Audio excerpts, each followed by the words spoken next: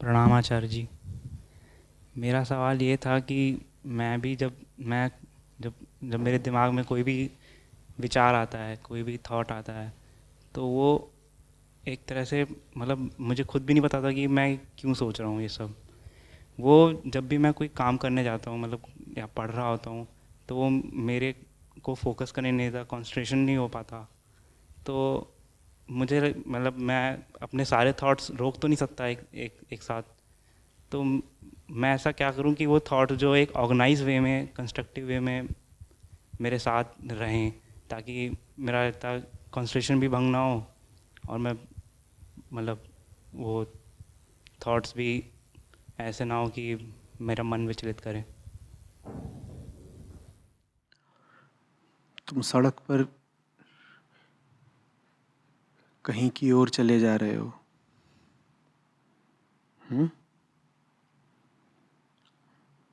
और रास्ते में तुमको दिखाई दे रहे हैं पेड़, घर, वाहन, लोग, दुकानें, पशु पक्षी। किसी भी रास्ते पर चलो, ये सब तो दिखाई देते हैं ना। अब तुम पूछ रहे हो कि मैं कोई काम करता हूँ, मैं किसी दिशा चलता हूँ, तो ये सब क्यों दिखाई देते हैं? वो हैं इसलिए दिखाई देते हैं, उनका काम है होना, तुम उन्हें रोक नहीं सकते। लेकिन जिन्हें मंजिल पर पहुंचना होता है, उन्हें रास्ते में अगर कोई पेड़ पहाड़ दिखाई दे रहा है तो क्या वो उसको देखने लग जाते हैं? गाड़ी जब चलाते हो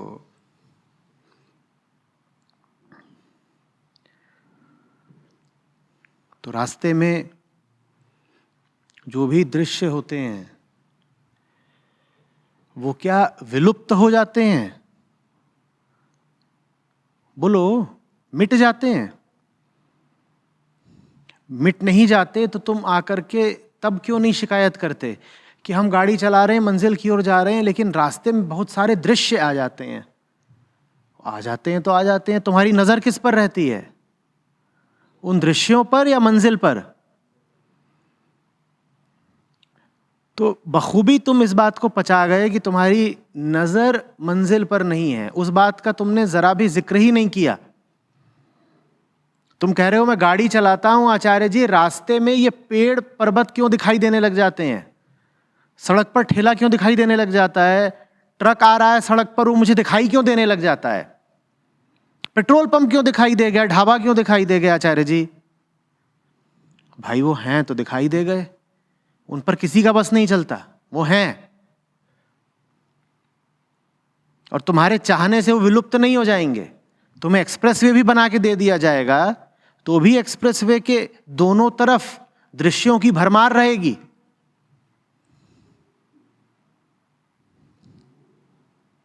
राही को चाहिए कि उसकी नजर सही जगह रहे, दृश्य को नहीं, दृष्टा को बदलने की बात करो ना। पर शिकायत तुमने किसकी कर दी? दृश्यों की, कि रास्ते में ये दिखाई दे जाता है, वो दिखाई दे जाता है। ये तुम बिल्कुल नहीं कह रहे कि मुझे जो दिखाई दे जाता है मैं झटपट उसमें लिप्त हो जाता हूं, लीन हो जाता हूं। समस्या क्या है? विचारों का आना या तुम्हारा विचारों में लिप्त हो जाना? समस्या क्या है? राह पर दृश्यों का दिखाई देना या तुम्हारा उन दृश्यों में लिप्त हो जाना? बोलो। लिप्त हो जाना। और लिप्त तो वही हो जाएगा जिसको अपनी मंजिल से कोई प्यार नहीं, या जिसके पास कोई मंजिल ही नहीं।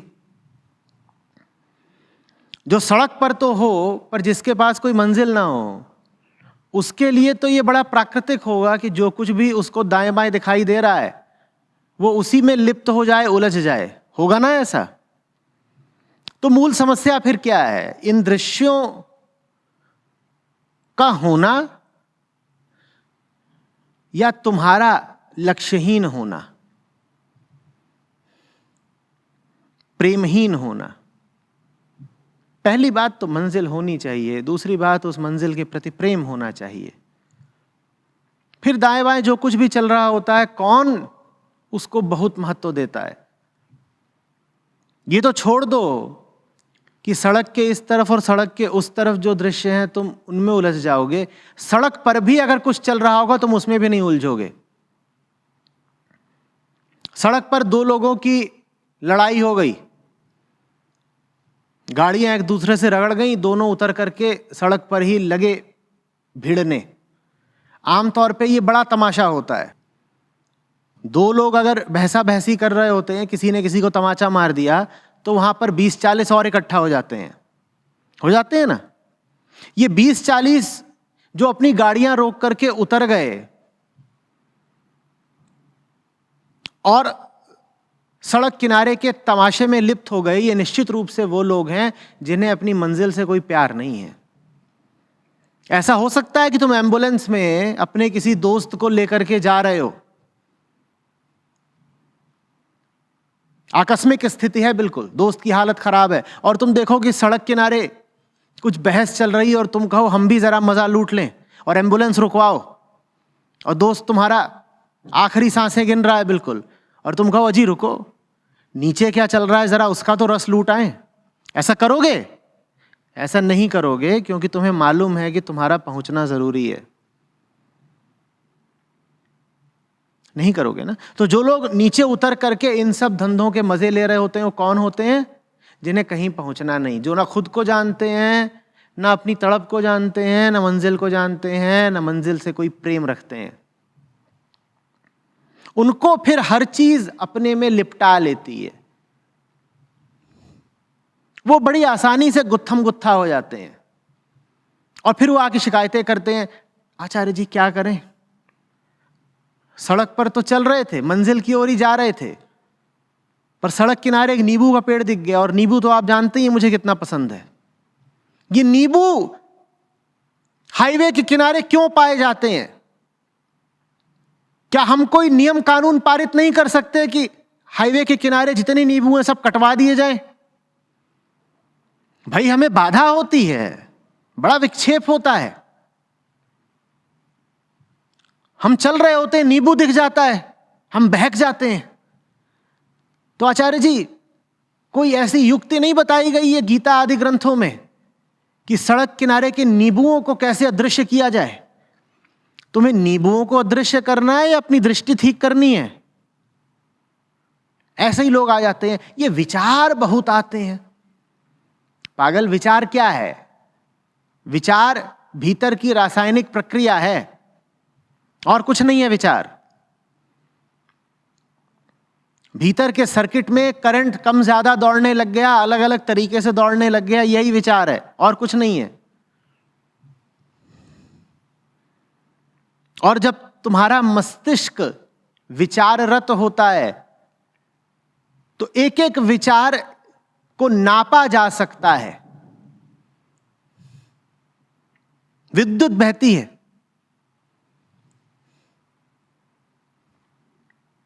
तुम क्या खा रहे हो, क्या पी रहे हो, इस चीज से तुम्हारे विचार प्रभावित हो जाते हैं। तो क्या है विचार? बिल्कुल भौतिक, बिल्कुल मटीरियल बात है विचार। ठीक वैसे जैसे सड़क किनारे का नींबू उगाता है ना, वो कहीं भी, जहां कहीं भी उसको अनुकूल स्थिति दिखी, नींबू उगाता है। या फिर कहीं पर किसी ने जाकर के रोप दिया तो भी नींबू उगाता है। विचार भी ऐसा ही होता है, उसे आंतरिक अनुकूल स्थिति मिली, वो खड़ा हो जाएगा। या फिर किसी ने आकर तुम्हारे मन में रोप दिया तो भी विचार खड़ा हो जाएगा। अब तुम्हें नींबुओं की शिकायत करनी है तो करते रहो। कल को बोलना वो सड़क जा रहा था, सड़क किनारे भुट्टे वाली बैठी थी, 3 घंटा में वहीं उलझ गया। क्या भुट्टे थे उसके, भुट्टे वाली के? आचार्य जी सड़क किनारे भुट्टे बेचने पर निषेधाज्ञा लागू होनी चाहिए, 6 वर्ष का कठोर कारावास और आर्थिक दंड भी।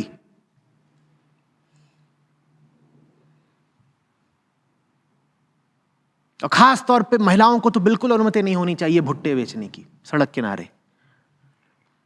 मुझ जैसे सात्विक छोकरे बहक जाते हैं आचार्य जी। हम भुट्टो पर प्रतिबंध लगाएं या तुम अपनी बुद्धि सुधारोगे पहले?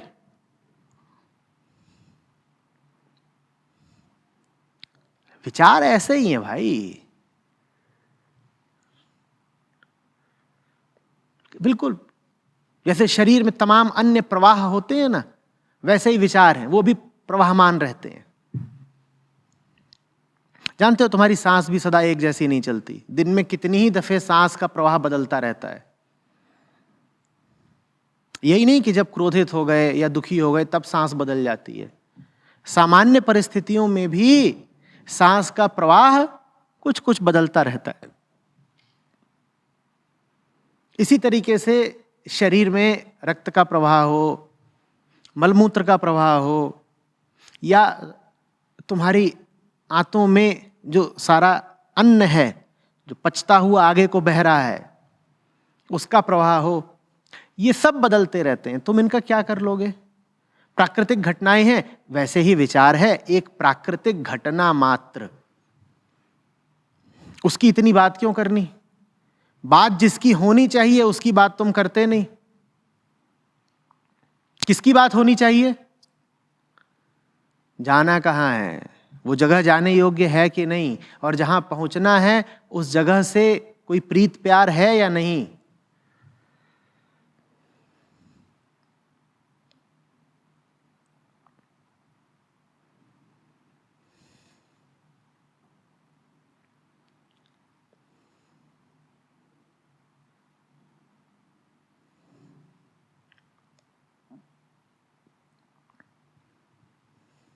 कौन हो तुम? जाना कहां है तुमको?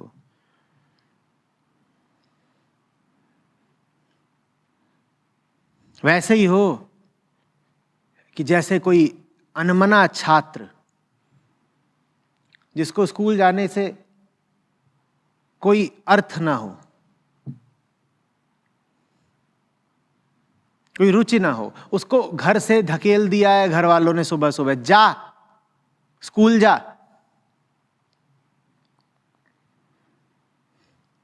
और वो रास्ते में जगह जगह रुक करके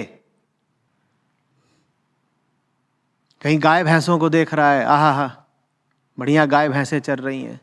कहीं कूड़े का ढेर दिख गया, वो उसी को देख रहा है। क्या विविधतापूर्ण कूड़ों के भेद हैं, सात्विक कूड़ा, तामसिक कूड़ा, राजसिक कूड़ा। कहीं रास्ते में उसको कहीं पतंग उड़ती दिख गई, वो पतंग को ही निहारने लग गया। कुछ दिख गया उसे रास्ते में, वो उलझ गया। क्यों? क्योंकि उसे जिस मार्ग पर धकेल दिया गया है वो मार्ग उसका है ही नहीं। उसे स्कूल जाना ही नहीं है पर उसको धकेल दिया गया है। वैसे ही हम जिंदगी जी रहे होते हैं, हम जिन रास्तों पर चल रहे होते हैं उन रास्तों से हमारी कोई प्रीत नहीं होती, हमें उन पर धकेल दिया गया होता है। अब धकेल दिया गया है तो फिर उस रास्ते पर आगे बढ़ने की कोई अंतः प्रेरणा तो है नहीं। तो सड़क किनारे के हमको जितने भी फिर विक्षेप दिखाई देते हैं, डिस्ट्रैक्शन, हम उनमें सब में उलझना चाहते हैं।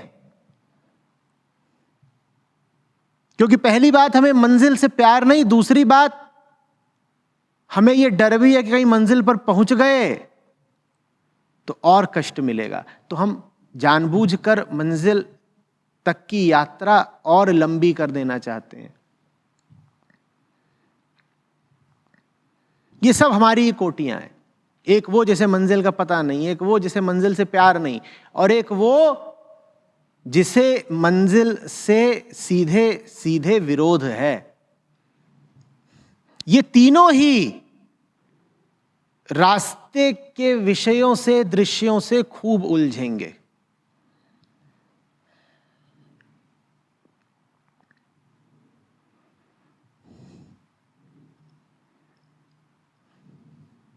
नहीं तो विचार आते जाते रहते हैं, तुम अपना काम करते रहते हो, और जब तुम उन विचारों से उलझते नहीं तो वो विचार तुम्हारे लिए बड़े बनते नहीं। इस बात को साफ साफ याद रखना। जगत में वस्तुगत ऑब्जेक्टिव कुछ भी नहीं है तुम्हारे लिए। तुम्हारे लिए कोई भी चीज उतनी ही बड़ी है जितना तुम उसको महत्व दो। हिमालय होगा बहुत बड़ा और तुम्हारी उंगली की अंगूठी होगी बहुत छोटी, लेकिन तुम्हें अच्छे से पता है कि किसके न दिखने पर धड़कन रुक जाएगी तुम्हारी। एक दिन हिमालय नहीं दिखाई दे रहा, कोहरा छाया हुआ है, बादल है घने, नहीं दिखाई दे रहा, तुम्हें कोई फर्क नहीं पड़ेगा। 6 घंटे 8 घंटे हफ्ते भर हिमालय नहीं दिखाई दिया, तुम्हें कोई फर्क नहीं पड़ेगा। और हफ्ते भर तुम्हारी अंगूठी गुमी हो, फिर क्या हालत होगी। बात आकार की नहीं है, बात उस महत्व, उस मूल्य की है जो तुम वस्तुओं के साथ जोड़ते हो। विचार आदि भी तुम्हें परेशान और प्रभावित इसीलिए करते हैं क्योंकि तुम उन विचारों से लिप्त हो जाते हो, उन्हें मूल्य और महत्व दे देते हो। उनसे लिप्त इसलिए होते हो क्योंकि और कोई धंधा नहीं तुम्हारे पास।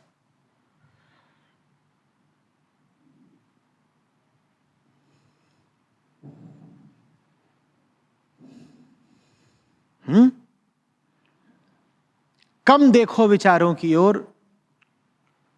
विचारों को ऊर्जा नहीं मिलेगी, एक तरह से अवमानना हो जाएगी विचारों की। वो खुद ही धीरे धीरे शिथिल पड़ जाएंगे।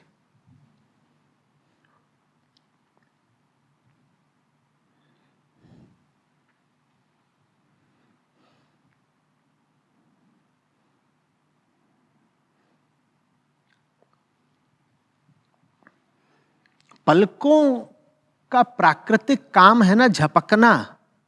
तुम पलकों को दोष देते हो क्या झपकने के लिए? तुम कहते हो क्या कि हम देख रहे होते हैं, पलक झपक जाती है, देखना रुक जाता है? कहते हो क्या? जबकि होता तो यही है, तुम देख रहे हो, पलक झपक गई, उतनी देर के लिए तुम्हारी दृष्टि बाधित हो गई, हुई कि नहीं? पर दोष देते हो क्या? पलक और करेगी क्या? झपकेगी। वैसे ही खोपड़ा और करेगा क्या? सोचेगा। तो उसको काहे इल्जाम देते रहते हो?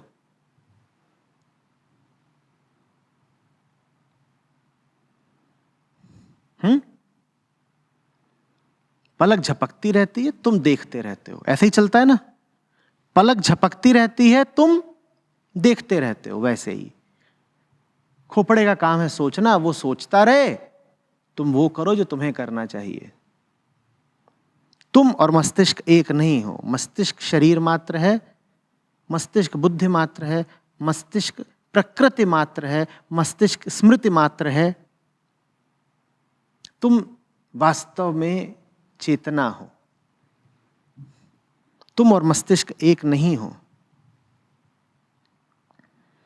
जब तुम और मस्तिष्क एक नहीं हो तो तुम और विचार भी एक नहीं हो। तुम्हें अनावश्यक रूप से विचारों के साथ संलग्न होने की कोई जरूरत है नहीं।